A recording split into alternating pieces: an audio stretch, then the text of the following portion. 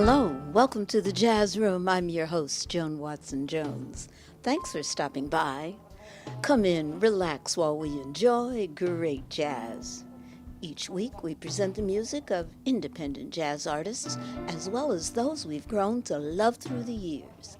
And yes, of course, the legends. We open with the music of our guest, pianist David Haney, a renowned musician and publisher of Cadence Magazine Online. We'll talk about his music, jazz stories, and how he became publisher of Cadence Magazine Online. Right now, you're listening to At Joe's Pub. Enjoy.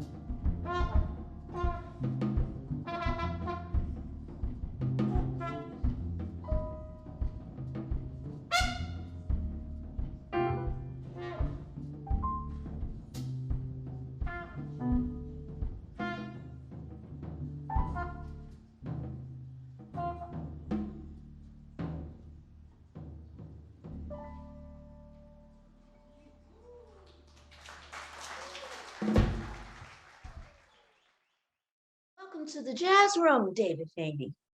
Thank you for joining me all the way in the West Coast. Where are you?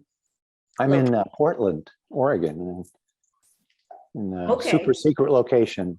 A super secret location. It also sounds like a sneaky place that happens to be north of us in Maine. Well, actually, I'm over on the West Coast, but it sounds like I'm in so many different places. Where is Portland, you know? Well, first of all, I want to tell you, I've listened to a lot of your tracks that you sent me, and I really liked At Joe's Pub, and people just heard just At Joe's Pub. And before we talk about you, could you tell us a little about the musicians and, you know, the piece you played and so on? Tell us about it. Right. Okay, sure. I'd be happy to do that. Let's see, the Joe's Pub music is all a part of a residency that has gone on since 2017 to present other people's stories. They're called Jazz Stories, New York Jazz Stories, and it's a collection through Cadence Magazine of short anecdotes, and they're put to music. So this was the show features a guest. Let me rephrase that. Features Bernard Purdie every show, unless he's off doing something and can't make it. So it's kind of built around Bernard Purdie on drums, and we Adam Lane is the bassist, and then we build from that. Our very first show, Bernard couldn't make it, so there we had something called Billy's Birthday Bash, and invited Billy Martin to come and sit in for him. So that was the very first one. I think that was 2016. Where is Joe's Pub? Joe's Pub is on Lafayette Street in Astor Place in Lower Manhattan, in New York. Okay, so you are a bi-coastal person in the sense you come over here every now and then. I do. I come over there. I at one point realized that most of my friends are over there that I play with. They might not have started there, but they're there. And I used to travel a lot more, but I ended up just staying in New York and developing a, kind of relationship, I guess you call it. Yeah. So I love playing there. I love the whole thing. You know, I come back home and I'm a grandpa. I have 4 grandkids, and I have kids and projects and stuff. And it's nice, you know, people that I play with sometimes, Daniel Carter said this to me, that people on the West Coast seem to be more like they're more spread out or something. You know, there's the buildings aren't all jammed together, and the sound, you know, where it's in the music and maybe how I think and talk. And he appreciated that. You know, he said it left a lot of spaces for him to apply music to when he improvised. And it's funny because I feel the opposite. You know, I come and it's so great to be in the thick of it and to have all this vibrant thought, you know. So interesting how someone could hear the mute, how California, you know, that the West Coast, and because the West Coast is more spread out. Yeah, right. You wouldn't think that I do. How far your houses are apart makes a difference in how the music sounds or how you behave.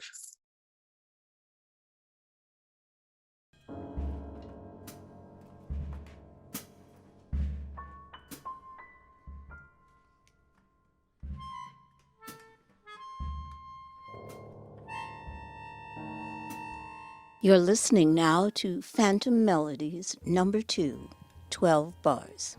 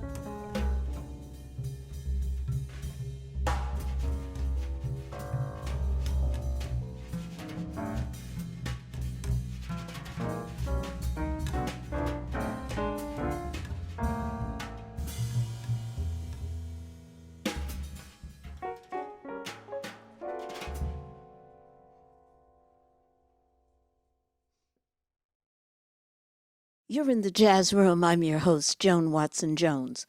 We continue with our interview with pianist David Haney. Yeah. Now a bit about you. Yeah. When did music first discover you? I hear stories of me just crawling over to the piano and pounding on it. I don't remember that, but my mother was an oil painter and also a pianist, and she used to put classical music on while I was playing, and so I'd start to associate like play with sort of choreography, right? Like, okay, no, we have to have this music on to play this kind of thing. And I think that's what got me going. I was probably 4 years old. And she used to put on Arthur Fiedler's Boston Pops, the William Tell Overture. And I think the thing is, it connects to the Lone Ranger on television, which people were nuts about, right? So I was crazy about television. I loved television as a little tiny kid. And you'd hear a lot of music when we were little. There was a lot more classical music, and it was a lot more soothing. And that's when music found me. It found me, and yeah, you're right. And just I kind of never looked back. The first chance to take lessons, I did, and I've never been the same since. I've tried, but to no avail. It's music. When it gets you, you can't go back. That's right. That's right. Yeah. Oh, I do understand. Now, yeah. What has been some of the best things that have happened to you, because you've had a long career and there's so many things? What jumps out at you for special moments, say? Well, I think the best thing, honestly, that happened to me was when I moved to Portland. I'd lived in New Orleans before that, and I heard such great music. It really kind of was like a shot in the arm. You can keep going, I was really young and I didn't have a clue what to do, but I heard such good music. And I'd lived in San Francisco before that for a little bit, and that was hit or miss, frankly. The music was either good or not good, and New Orleans was just a different level. It was just, and these were local. They called them local musicians, the Meters and Professor Longhair and Alan Toussaint. and the Nevilles. They were local bands. You say, how is this a local band? These are the best bands on earth, right? Yeah. So when I moved to Portland, I thought I should know something. So I started studying at university. I started music theory. I studied music theory. And the jazz pianist that I was taking lessons from at one point said, I have to stop teaching you. I said, well, why is that? He says, because I like everything that you're writing. And I can't help you. I can't provide critical analysis to you because I like your stuff so much. He liked it better than I did. So he turned me on to somebody, a Czech composer. Actually, he said I should go to school. So I was going to go to school for composition. And the counselor, they're called, dissuaded me, actually. Said, if you just want to compose, you don't want to teach, right? No, I don't want to teach. You don't want to do this for a living. As far as you should study privately. He sensed that I should do that. And he hooked me up with what I consider one of the best composers on earth. That this guy, by age 8, was writing, and by age 15, the National Symphony of Czechoslovakian, it was Czechoslovakia back then, was performing his work. I studied for 5 years with him in his living room once a week. And we would just, we'd either watch him compose, or he would help me with analyze what I'm doing, or we would talk. And that information carried me back into improvisation and into jazz, right? I got tired of composing. I felt the way I was doing it was too solitary. I was interested more in the composition than the performance.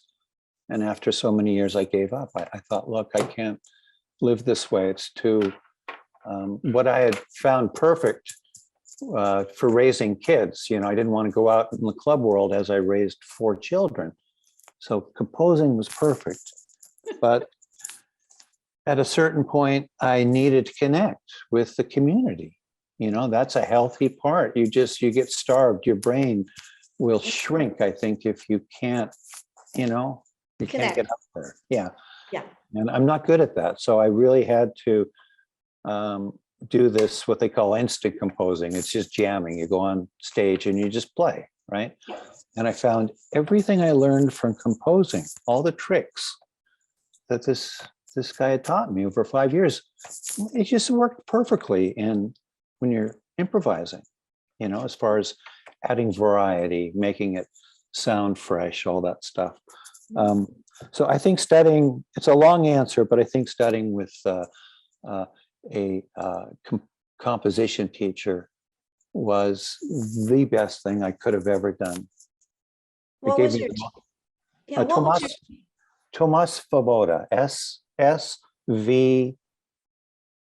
Svoboda.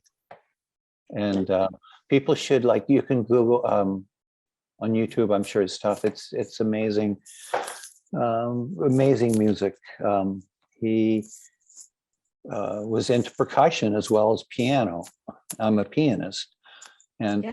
I learned that to really think of piano as a percussion instrument and just don't worry about, when melody. I was teaching elementary music, piano was part of the percussion family. It's part of the percussion. It should be. It was, whatever when I was teaching school. That was part of it.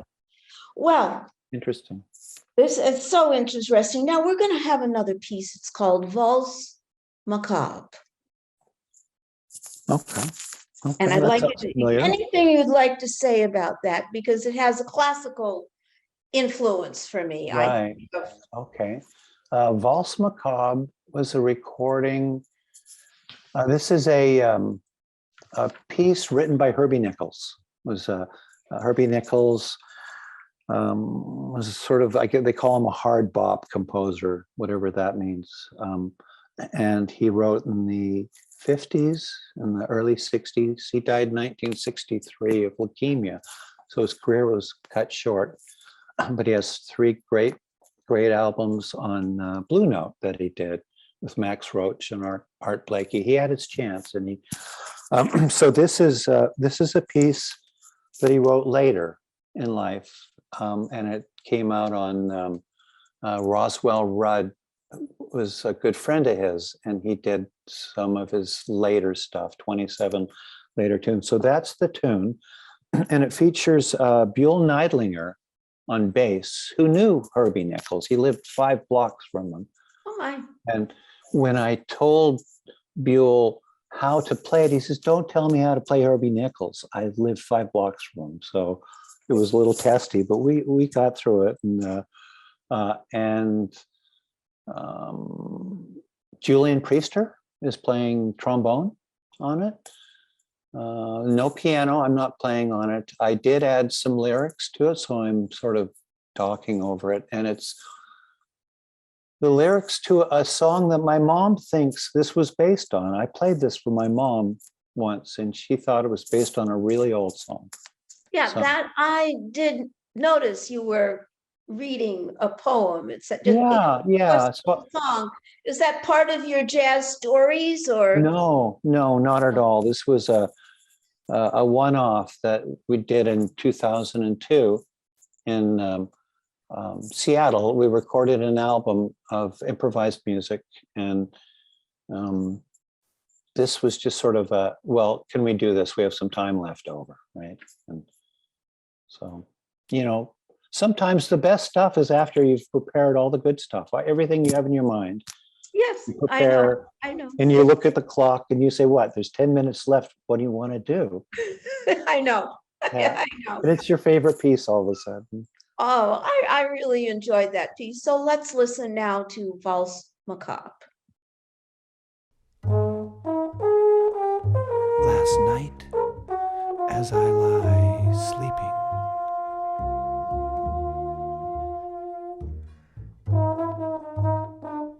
I dreamt of you. We were together in some way off, crazy, far gone place.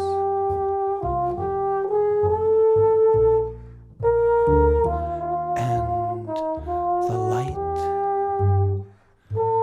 shining on your face. Last night in my room,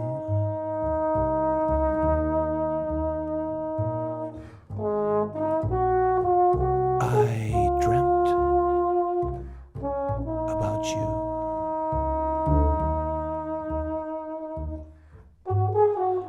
And it was so real, I tell you, as real as this is now.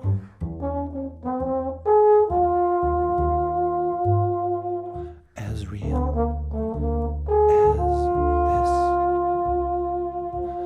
is now.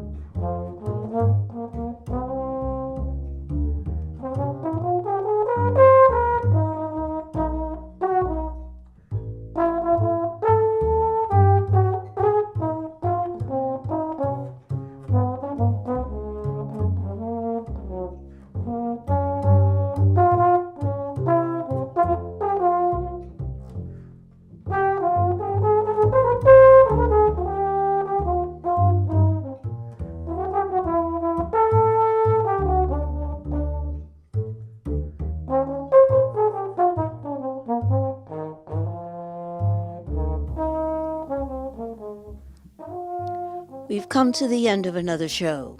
Thank you for spending time here with us in the Jazz Room. Coming up in part 2 of our interview with David Haney, he'll tell us how he became the publisher and contributing editor of Cadence Magazine Online. You can find news about the Jazz Room on Twitter at Ms. Jazz Kitty or on the Jazz Room page of my website, joanwatsonjones.com. Until next time, you've been in the Jazz Room. I'm your host, Joan Watson Jones.